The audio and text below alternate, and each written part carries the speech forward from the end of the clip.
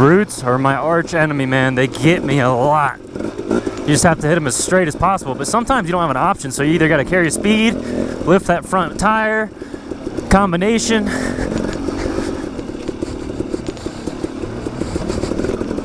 Ooh, this is a nice one. I'm gonna hit right. I'm gonna hit right.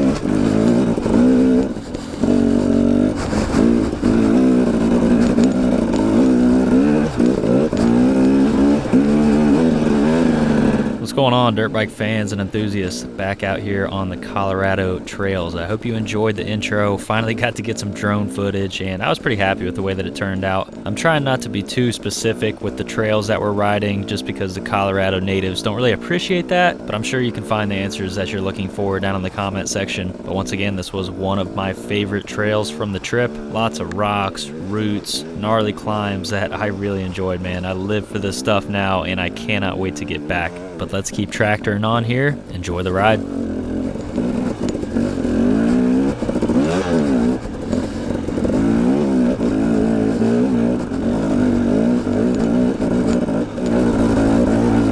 So I'll get into it a little more when I have a chance to sit down and talk, but I've been practicing nasal breathing a lot and different breathing techniques because by heart I'm a mouth breather. I have a deviated septum, but recently I've realized that I can actually fix that without surgery by just forcing myself to breathe through my nose.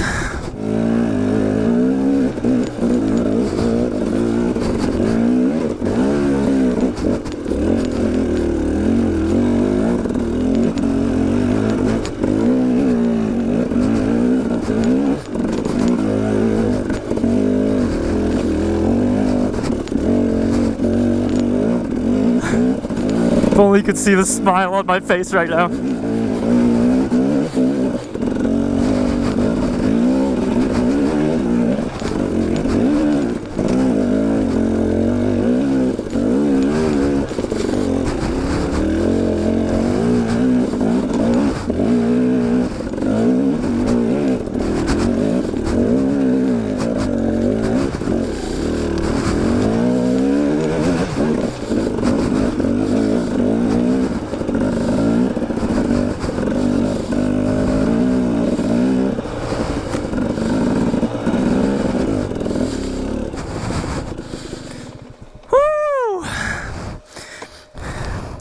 She's getting hot. What's up, guys? Tanner from the future. As you can see, my bike was actually smoking here, and I was pretty upset about this. So earlier in the trip, I had adjusted my fan temperature. I bumped it up from 180 to 190. So I thought. I think it ended up getting switched to like 400 degrees somehow. It was definitely my own fault. I don't think it had anything to do with a malfunction with the Tusk fan kit. So she got a little hot on that climb, but I went ahead and fixed it. I put it back down to 190 and we continued on. Steve's hurting pretty bad. He's back there laying on the ground. He's in a lot of pain right now here with broken ribs. That was almost me, but thankfully I healed up.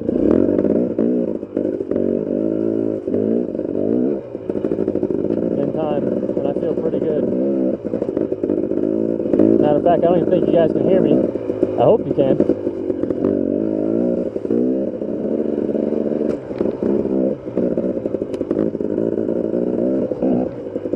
That was stupid. I just rocked my handlebar off that tree.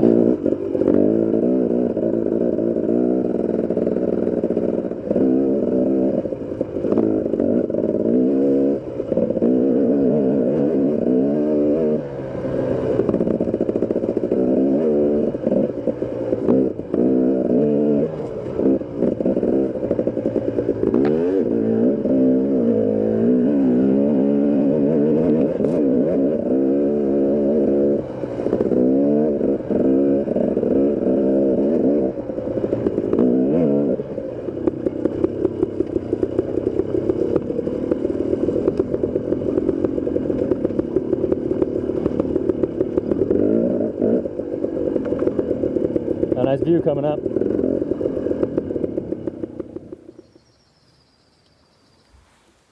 We're all the way out here. That's the reservoir all the way over there. That's where we came from. It's a nice drop. And then we can get gas at the gas station if we need to. Yeah. I'm gonna have to. You'll have to? Yeah.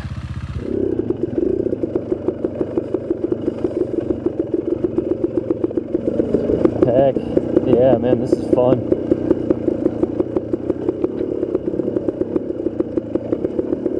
So I tend to get a lot of comments asking about this topic, but I think I'll start to answer some of your comments in this format more often, so let me know if you like it. But Taiwan On commented, I know you're a tall also. Looks like you're a sit-on seat rider versus standing too.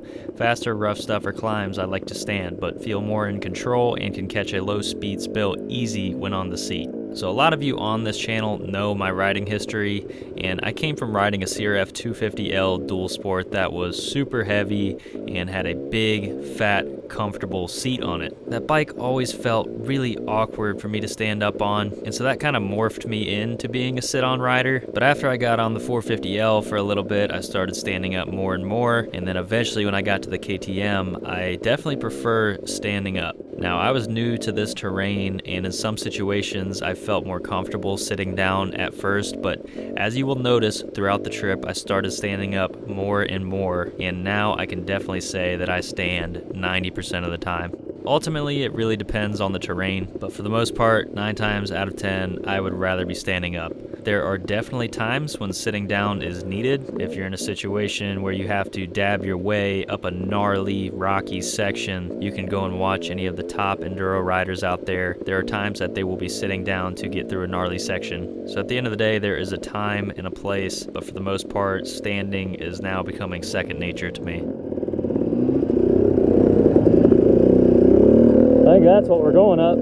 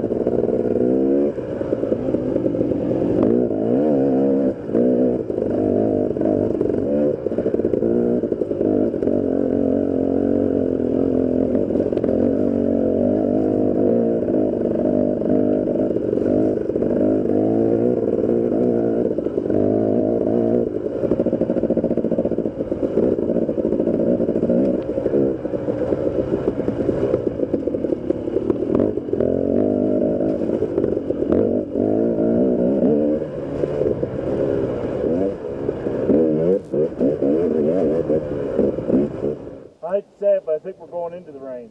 Hopefully the trees will cover us enough. The problem with that rain jacket now is I'm already sweating. I know.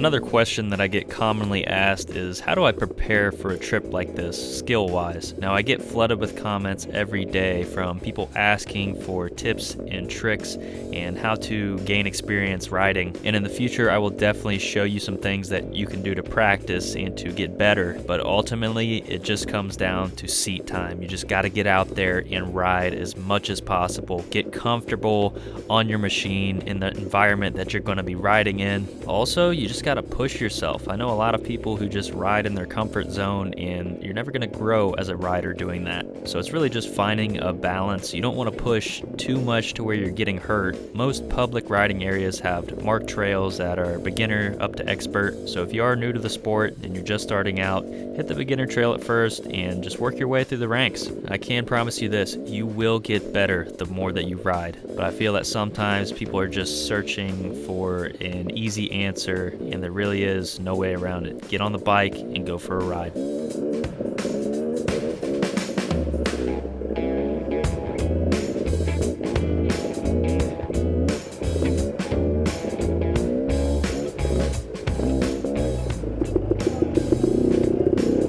Hi there. Have a good one.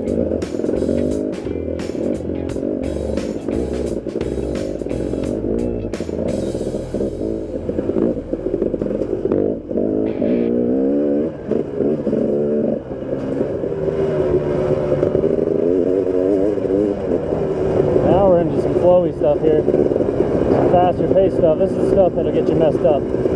Get your arms, collarbone broken, chest, legs, ACLs, all of the above. Not a huge fan of going fast, but man, it's an adrenaline rush. Just flying through these fucking mountains. Excuse my French.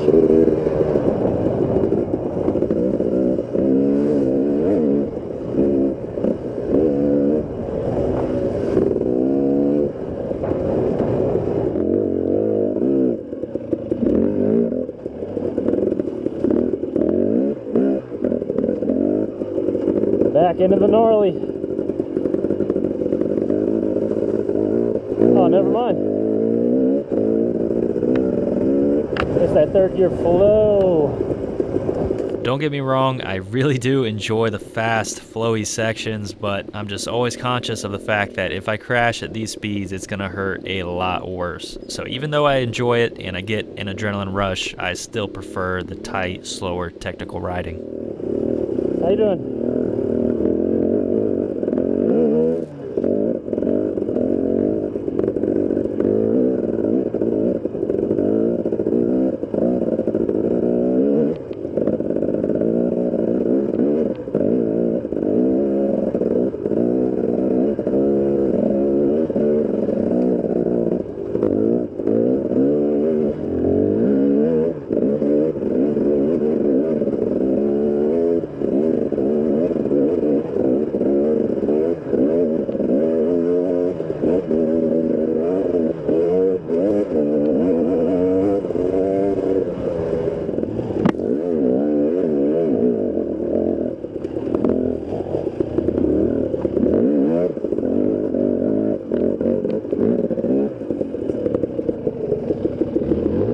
In case you didn't see it earlier, I was having some camera issues. My battery bank that I hook into my GoPro died. I think it fried itself in the rain. But at this point, I had thought it was the backpack itself that failed, so I tried to plug my battery bank into the GoPro. That's why I had to take the mic out, but that wasn't charging it either. So later on this evening, I actually found out that it was my battery bank that died. But luckily, I brought another one with me, so I got it back up and going, and we were good to go for the next part.